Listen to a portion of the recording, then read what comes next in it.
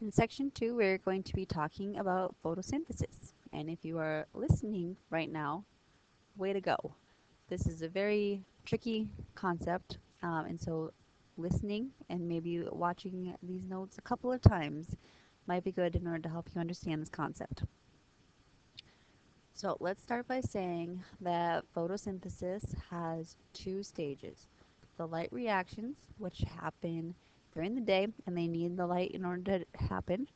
And that's going to take water, it's going to blow it up, it's going to turn it into energy, and oxygen is going to come out and release as waste. And that happens on a chlorophyll molecule. On the Kelvin cycle, it's going to take carbon from carbon dioxide and turn it into glucose. And that's going to happen in the chloroplast in some place called the stroma. So let's look inside of a chloroplast. Okay, if you remember from the plant section, photosynthesis happens in the leaf, in the palisade mesophyll layer, and then in the chloroplast of those cells. Okay, so now we're looking inside of a chloroplast, and inside we have little things called thylakoids, and they look like pancakes, basically. Okay, so you can see how here's your chloroplast, and then there's these little stacks of thylakoids, and a stack is called a grana. Okay, so there's usually a whole bunch of them stacked on top of each other. And then those are interconnected with other grana, and that's called a photosystem, or it's a group of pigments. Chlorophyll is a green pigment, and it kind of just hangs out on top of these thylakoids and is going to attract wavelengths of light. Okay, and then the most of photosynthesis is going to be happening in the jelly-like stroma that is in between all of these thylakoids. All right, so basically here's what happens. The light reactions happen during the day when the sun is out. So a photon of light is going to strike a molecule of chlorophyll. So a reminder that chlorophyll is attracting the wavelengths of red, yellow, orange, blue, violet, all of those, okay? So all of these wavelengths of light are going to be hitting chlorophyll, okay? That energy is enough to blow up water, basically. So there's little enzymes that are going to use that energy, and water splits into all of its parts. So there's two electrons that pop out, and then one oxygen, which goes away as a waste product at that point. And then there's two hydrogen ions that are going to start building up. And we really need those hydrogens to build up in order to create a concentration difference. All right, so those electrons that came out of water are going to go through a series of molecules called the electron transport chain. And the energy that they have within them is going to be used to pump hydrogen into the thylakoid. And we're going to create a concentration gradient that's really uncomfortable. And then they're going to get some more energy from light, get all excited again, and then do it again and keep pushing hydrogen against the concentration gradient. By the time the electrons have passed down the chain, they're going to join up with this molecule, NADP, and it's positive, see? So then when the electron adds to it, it's going to become neutral, and then a hydrogen is going to pop on there too. And then the electron will finally be settled. Okay, so here's what's happening. This is that space outside the thylakoid, the stroma, okay? And then here's inside the thylakoid, the little pancakes. So water blows up, and here's the oxygen that's being released and some hydrogen atoms, okay? And so there's tons of molecules of water that are blowing up, and all of these hydrogens are just going to build up over here. These electrons right here are all excited, okay? So they're going to be moving around, and that energy is used to turn some pumps here to push hydrogen this way. Okay, so they're going to keep pumping hydrogen against the gradient. Okay, they're going to go through photosystem, and then they're going to get a little bit more energy from this photon of light and get even more excited, keep pumping hydrogen that way. And then they're finally going to settle with this NADP molecule over here. Now, if you remember from the last section, it takes energy in order to make a bond. So the electrons have all the energy. They're going to give it here and use this hydrogen to make a new molecule.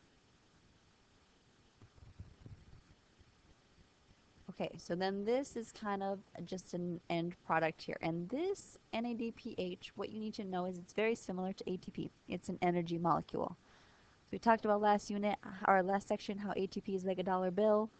NADPH would just be like a bunch of quarters. It's still money, still usable, it's just a different form. Okay.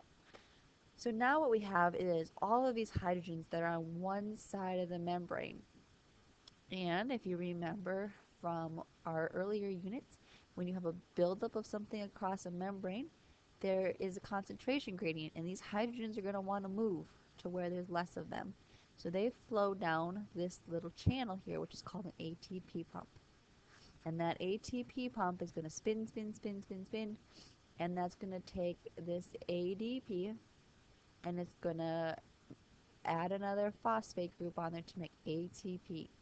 Okay, and then all those hydrogens are going to kind of build up over here, and then those electrons that are happening all the way down here are going to keep pumping them back.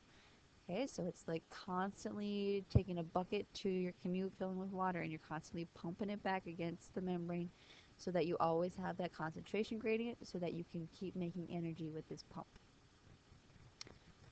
Okay, so just to review, the ATP pump is taking those hydrogen ions that are built up on the side of the thylakoid and going to move them to where there's a lower concentration, and that's going to use mechanical energy to make ATP.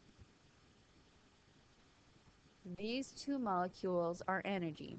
So that was the point. We take this light energy, which is abstract, and turn them into two molecules that can carry energy in their bonds.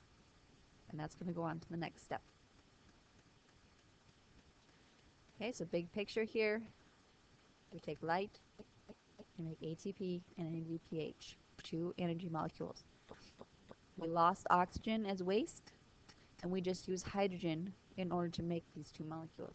And the hydrogen just keeps getting recycled over and over again. All right, the next section is the Kelvin cycle. Okay, so here's big picture. The light reactions takes light and some water. Oxygen leaves as waste, but then these two energy molecules are going in the Kelvin cycle. Now we're going to introduce carbon dioxide, and then we're going to turn that into a sugar.